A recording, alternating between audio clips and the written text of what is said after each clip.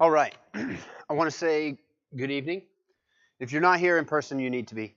It's a great, great time. We are really chugging along, carrying a lot of speed right now. 21 weeks in, and we finally made it to Mount Sinai. And a few of the things that have led us along the way, man, I have to tell you, this has been a really enjoyable journey for me so far, and I really like the direction and the purpose of what's going on, and we learned in the beginning of the book of Genesis how important it is to understand that God created all things, and He created and He saw that it was good. He said that it was good, and His call to us is to trust the story and to trust what's going on. And the challenge that we run into is ourselves. Most often, it's ourselves. It's there's a desire in us for ourselves, right? For taking care of ourselves. What? Are you dead? I am not. Is your is your The battery battery. dead? That's fantastic. Funny. That's great. So, Oh, that is not the right way. You just keep talking. yeah.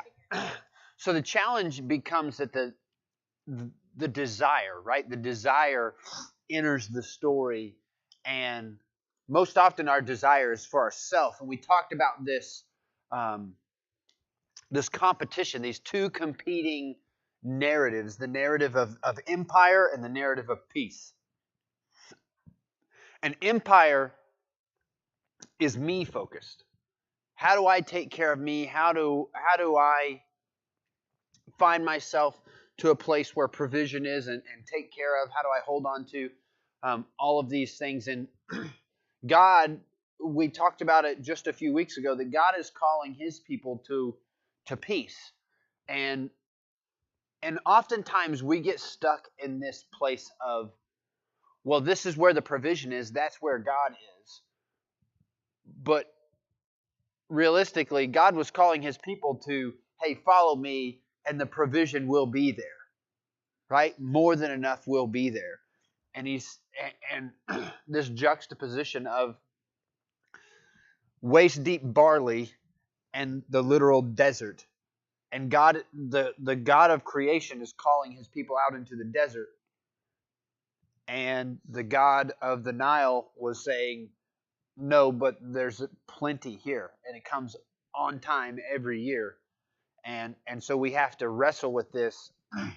Is this about me, or is this about God? Is this about me and how I can be taken care of, or is my focus outside of me, and God is taking care of those things? But in order to get His people into this place of peace, He had to get them out of Egypt first, right? And we talked about God's interaction through the through the 10 plagues, and how He was at war with these gods, proven Himself to be more than enough. And He was after the heart of the people of Israel, and He was after the heart of the people of Egypt, and He was also after the heart of Pharaoh himself. And He finally gets them out into the desert, and He tested them, right, Chelsea? Do you remember the 3 words? I'm not going to say all of them, but Oh no, the ones you no. yeah. I do not He remember those. tested their heart, their soul, and their very. Remember that? Yeah, I do remember that, but I don't remember the other words. And finally, what we do is we find ourselves this week the uh, at the mountain at Sinai. But before we get to that story, I want to talk just a little bit about a wedding ceremony. And we're going to get there. I promise these things are going to connect. And you're like, well, we've all been to weddings. You probably haven't been through the type of wedding that we're about to talk about right now. We're going to talk about an ancient Eastern wedding. Are you ready for this, Chelsea? As my beautiful bride, this is a great time for us to be here together. one of the things about, and I want to kind of get your response to this, ancient Eastern weddings were most often arranged. How does that make you feel? Like, what is your initial reaction of, this is what an arranged marriage is? Okay. Well, my initial reaction is I'm glad that I didn't have an arranged marriage, but as a person, but as a parent, I can really see So, how that would be awesome. what does that arranged marriage look like? Who's negotiating? The bride's father and the groom's The groom's father. father. Yeah. The groom, now, that's what we portray now. But that's not how it would have gone. The bride's father would be the one negotiating. But it would be a whole family decision. On the other end? On the other end. On the bride end. On the groom end. On the groom's end, it is a whole family. Wow. So if we're having conversations... Okay, I'm liking this for the boys. Not so much for the girls, but I'm liking this. So the groom is going to have input. It's going to have some type of input. Like, hey, this young lady, I think she could be... I think we should consider her as a future spouse for me. And then the father and mother and the family get together and they start having a discussion about, well, why should we? Why shouldn't we? Is this good? Often we in America and in Western culture, we think of it as like social classes. Like they're not at our social class or they're in a different social class. But the reality is the construct of the Hebrew and the Jewish culture, your social class, your social standing was based on righteousness, not based on wealth. It's based on how well you studied the law, how benevolent you were, how, especially as a young man, how far you had studied through the Scripture, how committed you were. I feel like those are so much more tangible, like controllable things. Yes. And there's this weird festival because, like, the virgin women were most often like very quiet. They were wearing coverings. They weren't seen. But there was this grape festival every year. Grape festival every year, and they would have this wine press, and the virgins would come in these white gowns, and they would press the grapes, and in this big round like trough or whatever. So they're out here smashing grapes, and so the young men who are looking for an eligible woman are all gathered around, like exactly what you would think would happen. And so a lot of times after this festival, these young men would come home and make mention, hey, Dad, she really smashed those grapes. Hey, wow. I've been thinking about future spouse, and this grape smasher that I met. This Rebecca girl, she could be. You're no fun. She could be the one. I think, and then he's still just ignoring me. Yeah, grape smasher. Keep going. Go ahead, I'm just a distraction. You're fine. You're doing great. Yeah. Thanks. So, as a mother of a young man, what are some things to you that would be concern? Like what would be some things that if you were in the negotiation for your son, since you have a son, and a name was brought up, what would be some things that you would go, nope, that's a bad spot to be? Well, I think number one would be probably their family. Their family. Yes, this is a big one. Because those two families are married to each other. Right. I think she's pretty. I think she's marketable, but her dad has dishonest scales, or he's dishonest. Yeah, if we're in those times, yes. Yes, we're staying in context. Okay. Yeah. In this space. Okay. So put us back in their time, because we've got to.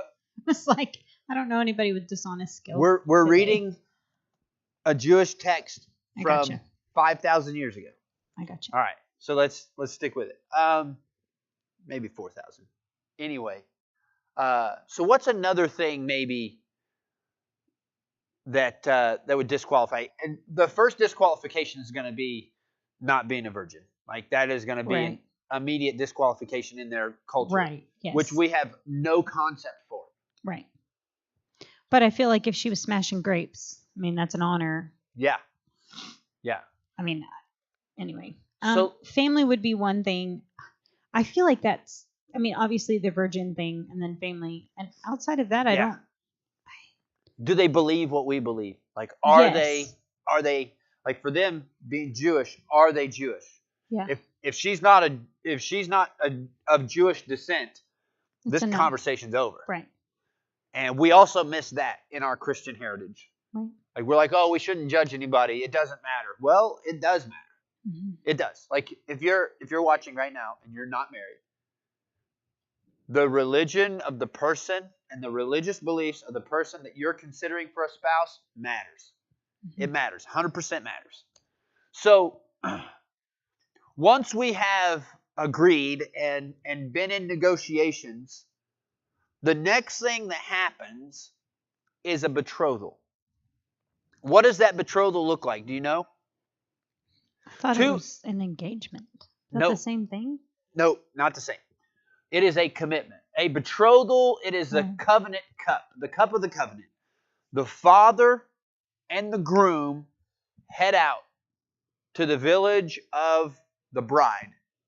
And this is the first time, well, not the first time, I guess the first time officially that the bride and potential groom, the potential bride and the potential groom are going to see each other face to face. And what's going to happen is they're going to arrive to the village. Everybody's going to gather. The father is going to bring out of his pouch a cup. And he's going to pour wine in that cup. And he's going to hand it to his son.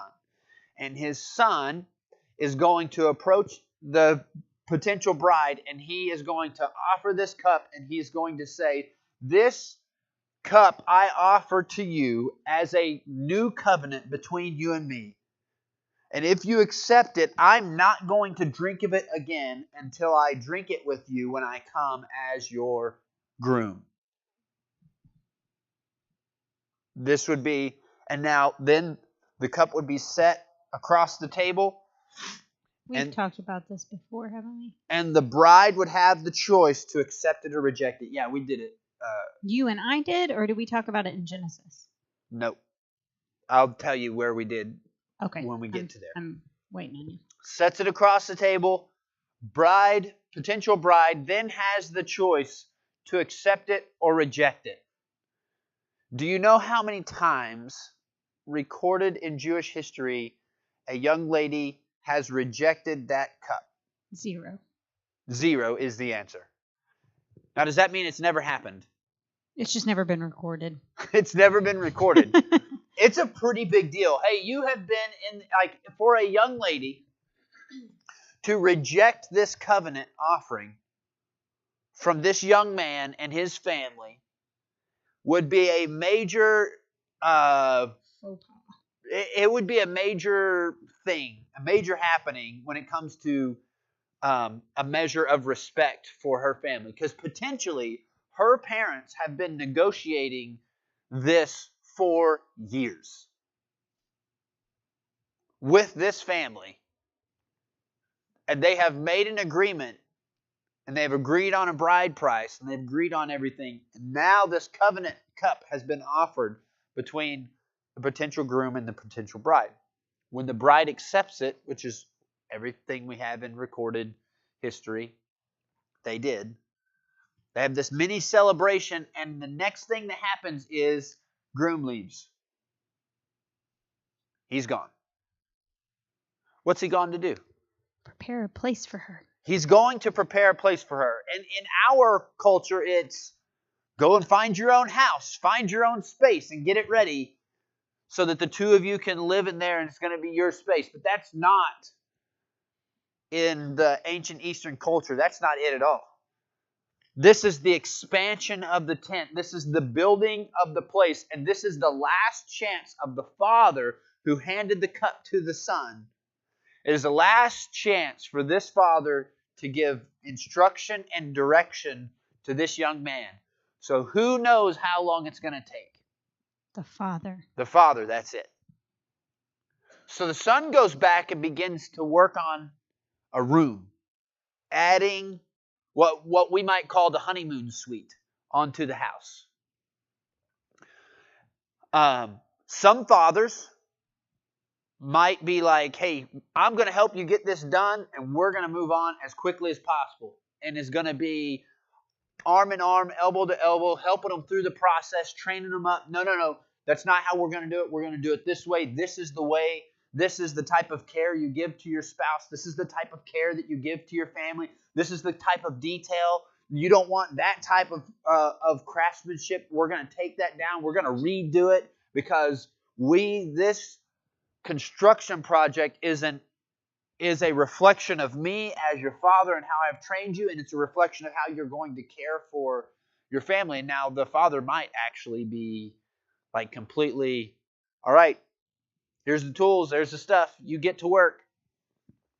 And then come back later and go, is this the type of care you're going to give to your family and to your spouse? Tear it all out, start all over. Sounds exciting, right? And the groom is just working and working until who is pleased, who is satisfied with the construction and the completion of the space? The father. The father. And then eventually one day the father's going to walk in and going to be satisfied with what's going on. And the father walks in and says, son, it looks good. I think we're about done. I think it's time to gather everybody up and go get your bride. And when I say gather everyone up, who's going? Everyone. Everybody. The whole Beit of. Father says, all right, looks like you're ready. Let the family know we're leaving in the morning. Or let the family know it's time to leave right now.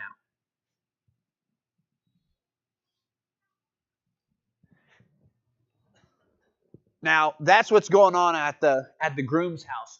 What's going on at the bride's house? A whole lot of waiting.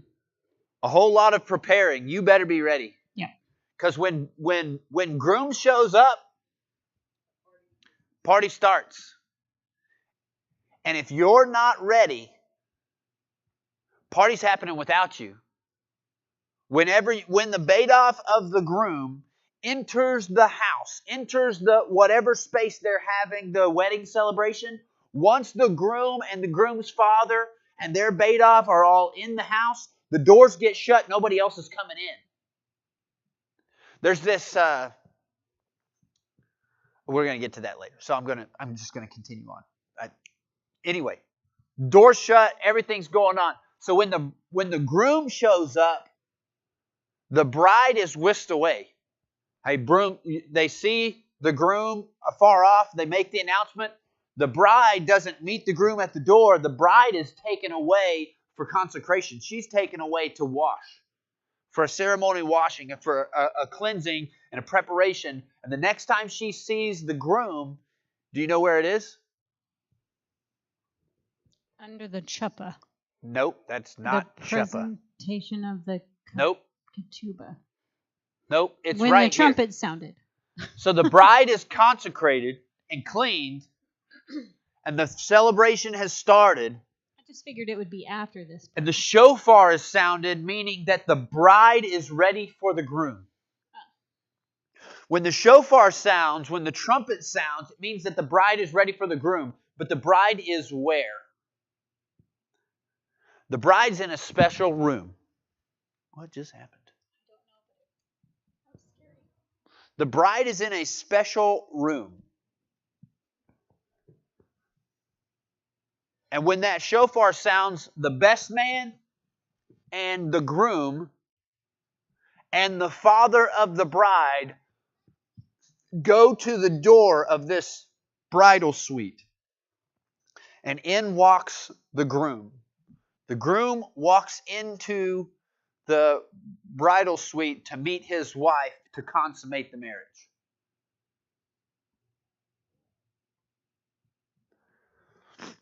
Oh no, just kidding. I skipped down. So shofar sounded, everybody gathers. I feel like there should be a little more than that. They gather under a covering. That's right. I skipped forward. They gather under a covering called the huppah. Okay, fine. Not the chuppah. No, I said chuppah. Not the chalupa. Not the chuppah. I didn't say any of those weird words. That's just all different words. Under the huppah. Okay. It's under this cloud. They have a covering that they stand under. And here they are under the huppah, and then they exchange what's called a ketubah. And it's actually a presentation from the groom. It's usually 7, 10, or 12 statements of, hey, this is what you can expect from me. This is my commitment to you. This is what you can expect. So kind of like vows. Kind of, but it's one-sided. Only from him. Only from him. And she has the choice, here again, to accept or reject. But once she accepts it, then the consummation of the marriage happens. Now the bride and groom go into the bridal suite. The best man standing at the door, standing guard while they do the deed. Next to best man is father of the bride. Everybody's partying. Once the deed is done, the best man reaches through the door to receive a cloth. And he's supposed to receive a cloth that is a bloody cloth, which is what? The representation of her being an actual virgin. Yes, that the representation that she is pure, that she was delivered as a pure virgin, that she was a faithful bride up till that point. And now the celebration begins and goes crazy. And then there's what we have as the exchanging of the wedding gifts, but it's the exchanging of the bride price. The negotiated price. I delivered on my side. That's the verification. Now the father of the groom is paying the bride price to the father of the bride. Now from there, this celebration is going to go on for 5, 6, 7 days. It's going to be going on. And the doors are locked. If you weren't there for the start of the celebration, you don't get to pick it up in day 3. You're out.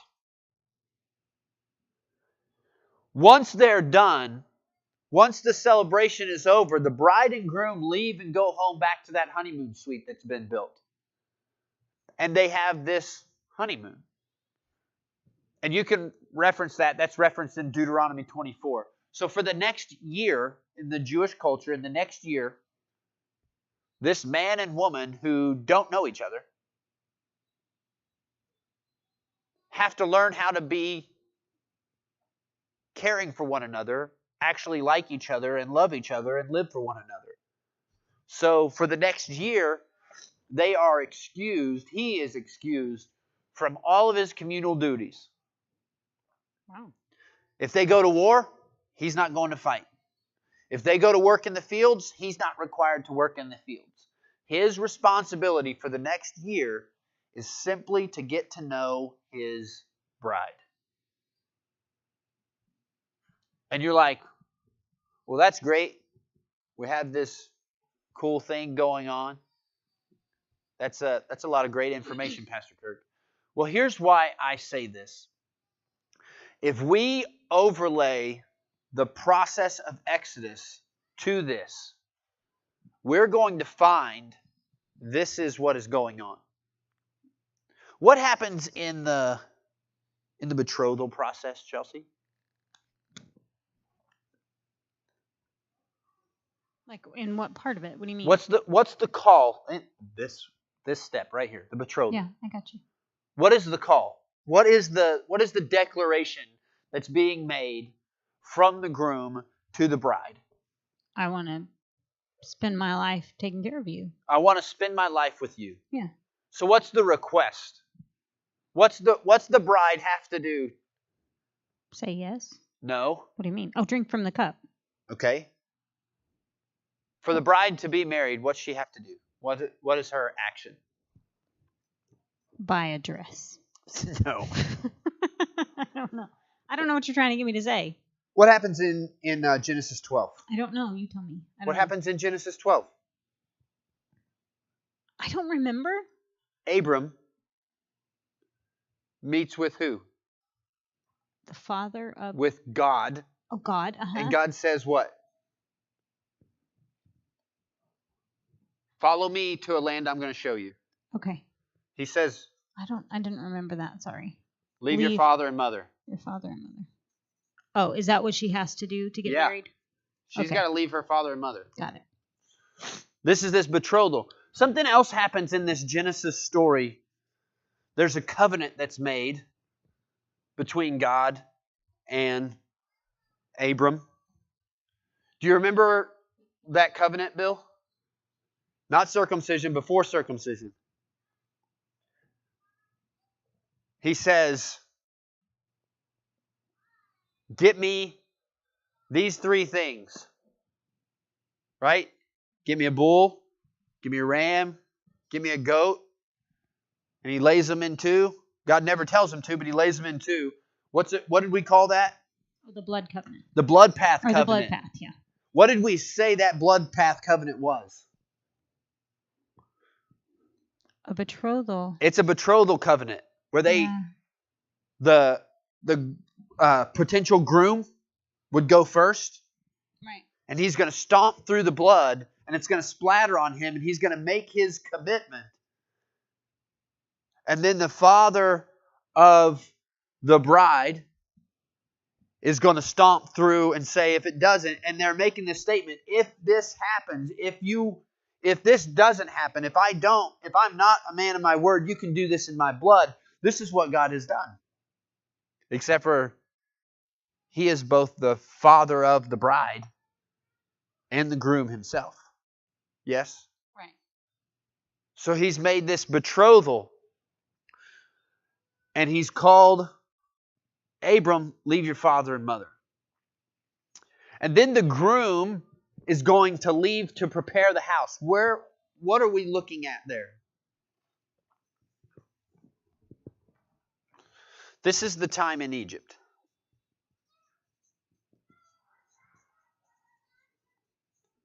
That's the time in Egypt. The people are apart from God. Yeah?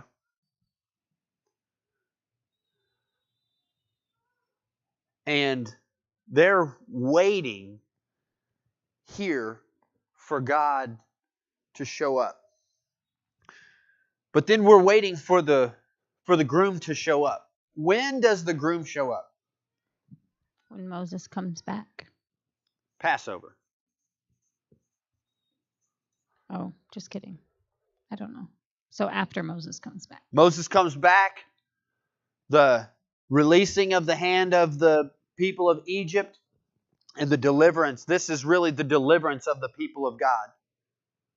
And he's taking them and he's calling them to be consecrated.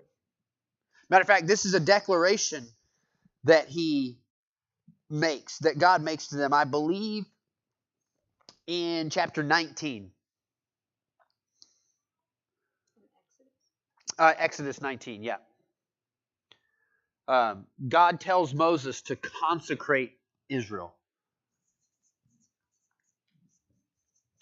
What is chapter 19, verses 4 through 6? You yourselves have seen what I did to the Egyptians and how I bore you on eagle's wings and brought you to myself. Now therefore, if you will indeed obey my voice and keep my covenant, you shall be my treasured possession among all peoples, for all the earth is mine. And you shall be to me a kingdom of priests and a holy nation. These are the words that you shall speak to the people of Israel.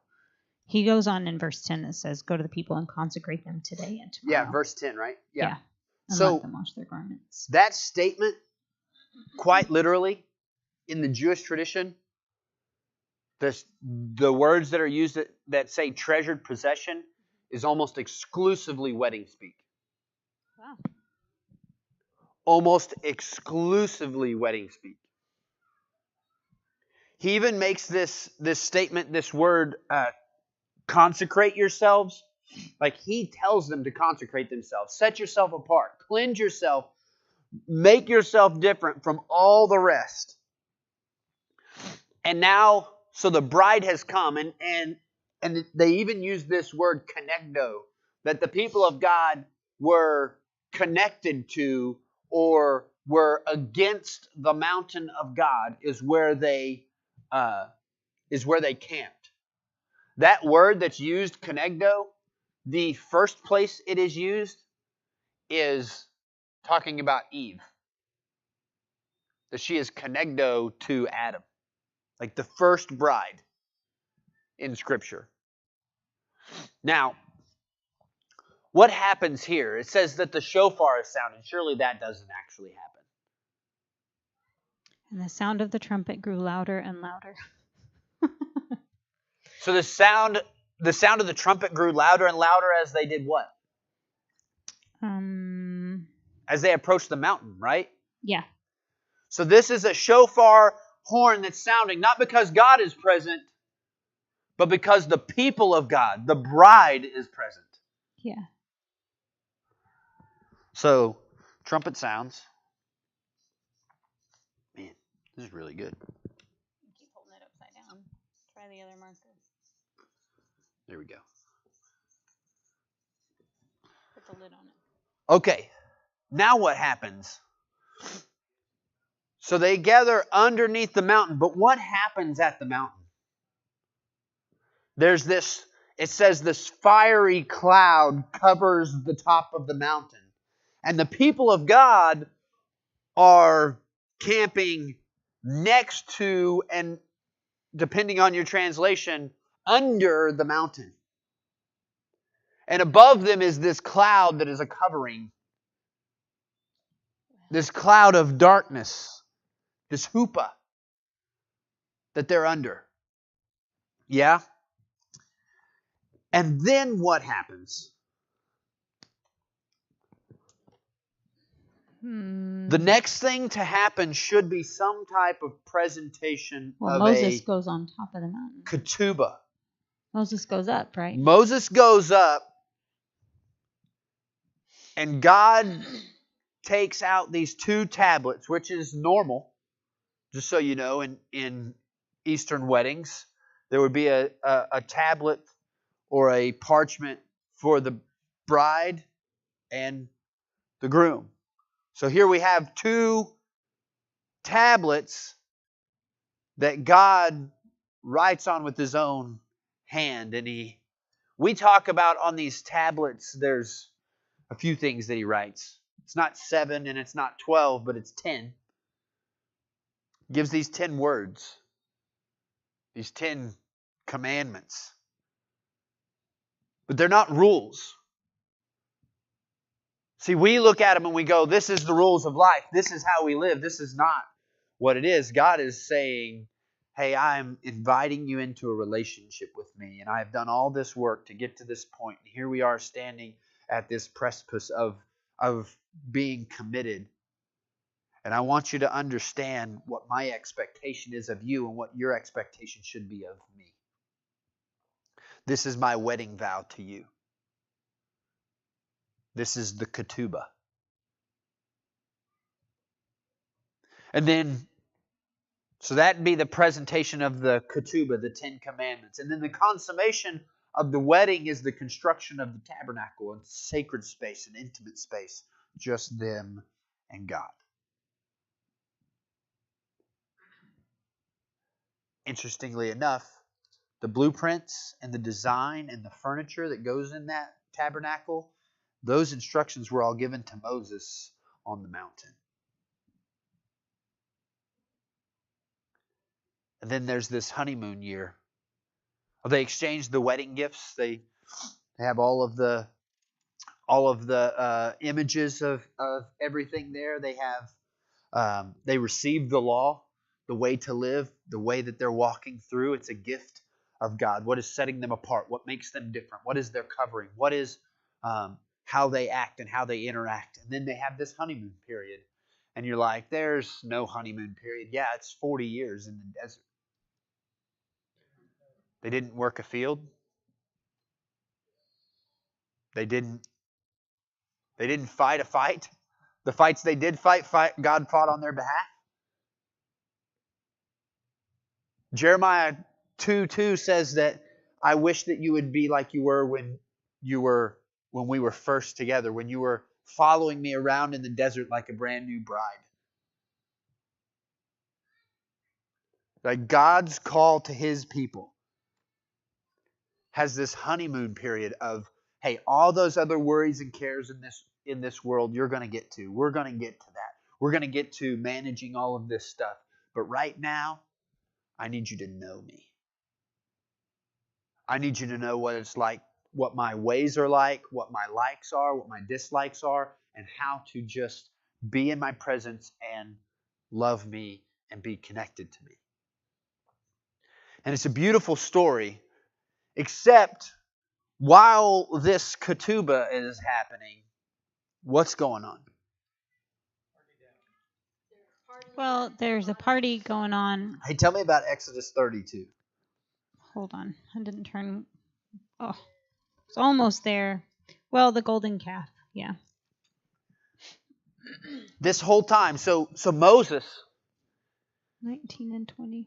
is up the mountain. Moses is up the mountain. He's getting this list of rules and not this list of rules, but this list of the ketubah, the commitment of God, the covenant of God, of how he's going to be connected to his people, how he's going to be committed to them, and how he wants them to be committed to him. And they're going to exchange these vows at the bottom of the mountain underneath this chuppah, and it's going to lead them into this consummation of this marriage. And here we are in the middle of this wedding ceremony, and something is going way wrong. And God says there's a commotion down at the bottom of the hill. You should go check it out. And what does Moses do? What does he see? Wow. In verse 19. And as soon as he came near the camp and saw the calf and the dancing, Moses' anger burned hot, and he threw the tablets out of his hands and broke them at the foot of the mountain. And now pause. We get this picture when we read this through without this context. We read this through and we go, Moses is mad because these people are breaking the law. They don't know the law. They don't know the law, no. And it's not about a law. It is, they're in the middle of a wedding ceremony. And the groom has been up on stage with his bride. And the groom steps off the stage to go and grab the ketubah to exchange vows with the bride. And as the groom turns his back to grab the ketubah, what's happening on stage? She's already broken her commitment. The bride is being unfaithful. Yeah. She is committing idolatry with some random person at the party. Like, if this happens at a wedding, it is the worst thing ever, isn't it? So when Moses comes back down the mountain, he's angry and he just lets go of the ketubah, and he's like, there's no way that this covenant means anything to you now. There's no way that this works. There's no way that this makes sense. Like, can you imagine an exchanging of vows about to happen in a wedding while the wife is making out with somebody else on stage for everybody to see? This is the context of what's happening at Mount Sinai. Well, it's no wonder he was mad. God was mad. Don't mistake that God was mad. Because the next thing that happens, we're going to get to, Moses takes the calf and he grinds it up. He burns it down and he grinds it up into powder, and he throws it in the water, and he makes them drink it. But then God says to Moses, come on up here to me, and you and I are going to be here, and I'll kill all of them, and I'll start and make a great nation out of you. Yes, God's mad. I mean, can you imagine? The groom is mad. Absolutely. There is no way in this instance, in this ceremony. Well, he's done all the work to prepare. And then he comes back and she's unfaithful. Yeah. And we don't know how long it was And prepared. I have prepared the highest price possible. Yeah. For a faithful virgin bride. And here's what's absolutely incredible about the God that we have seen up to this point and that we see right here. God resets everything. He resets everything, and he calls Moses back up the mountain, and he tells Moses to bring 2 tablets with him again. And he writes it all down again to bring it back to his people. It's like in the middle of this, oh no, how could anybody do this? The groom gathers himself and resituates everyone and gets everybody back in their place and says, all right, now where were we?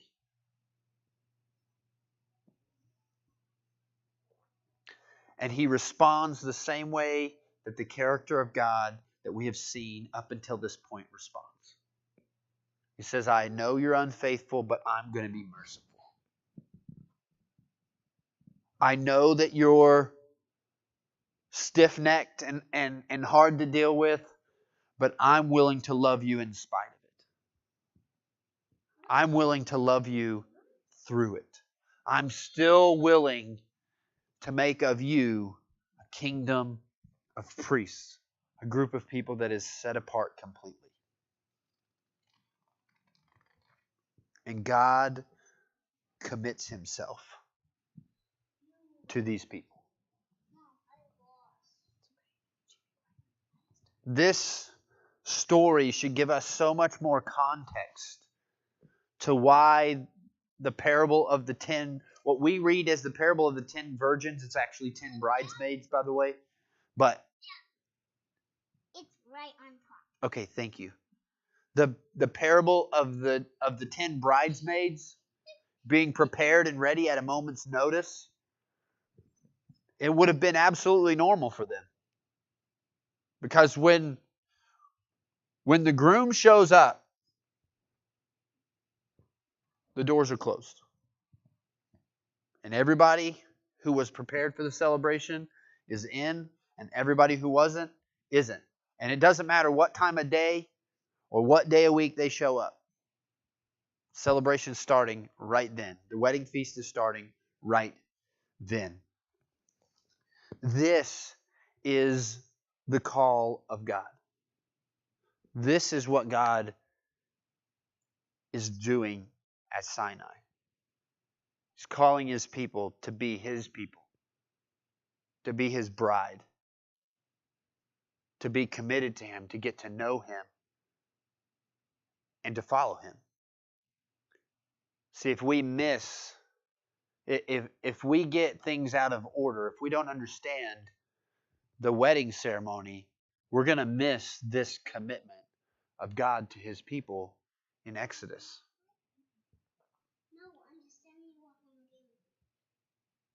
And this is where God is leading us through.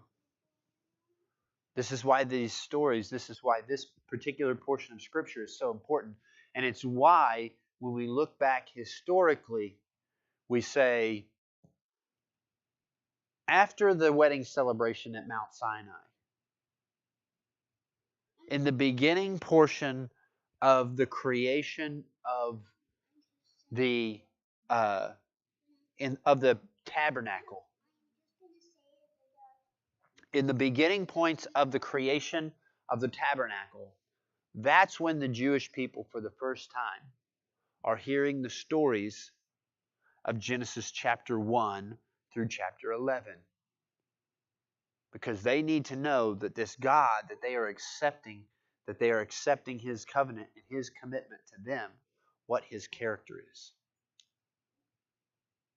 who he is, why he's different from all these other gods, why the story may sound the same, but it has a different character because God did it on purpose. Because God chose them on purpose. Because God's intention is to do something special with them. And we're going to continue on from here. And at some point, we're going to learn the reality of what's going on here, of why God is leading them to a specific place on the earth. But God is coming, God is moving, and he's calling us to be his bride. And we have the choice whether to accept the covenant he extends or to reject it. But if we accept it, his expectation is that when he shows up to gather his church, to gather his people to himself, it's why the Bible says clearly that he's coming to gather those who are faithful. Because without a faithful bride, doesn't matter what price has been paid, it means nothing. And God, at the rapture of the church, God is coming to gather his bride to consummate the wedding of his people with himself. And he's calling us to that. So we're going to spend some time in some discussion and some conversation about this ketubah a little bit and about the implications of this wedding ceremony that we're going through and the actions that were going on. God is so faithful, and we want you to continue to learn with us. We want you to follow along with us. So if you're not here in person, I'm telling you, you need to be here. You need to be walking with us and understanding what the gospel means and what God's message is and how faithful and loving he is and how he's calling us to be his people. So come and join us. We're going to be back at 10:30 on Sunday morning. Have a blessed rest of your day.